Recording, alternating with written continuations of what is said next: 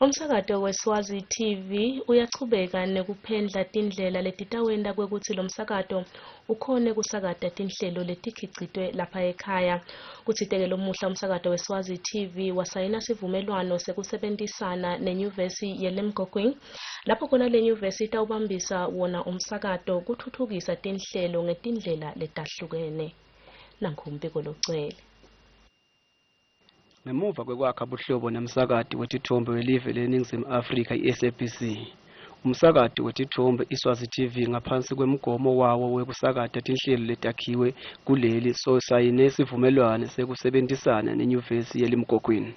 Labekamele inyuvesi makusayinwa lesivumelwano, Nkosilenhle Masuku uyaveta kutsi yini lokutawentiwa ngule nyuvesi ngaphansi kwalesivumelwano.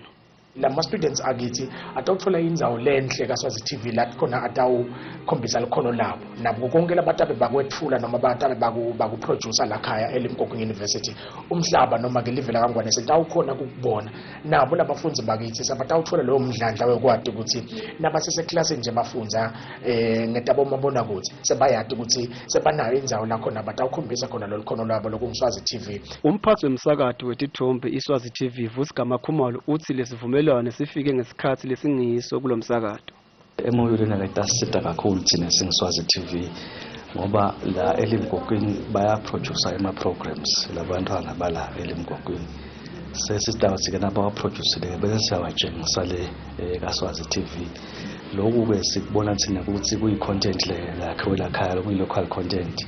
Njengalabo ubona nje lamalanga phela vele besolo sihambe labona ukuthi ngabe singa-increase kanjani local content kaSwazi TV. Edindzabeni tiSwazi TV kubika Simuva Shonga ana LinkedIn Gule eMbabane.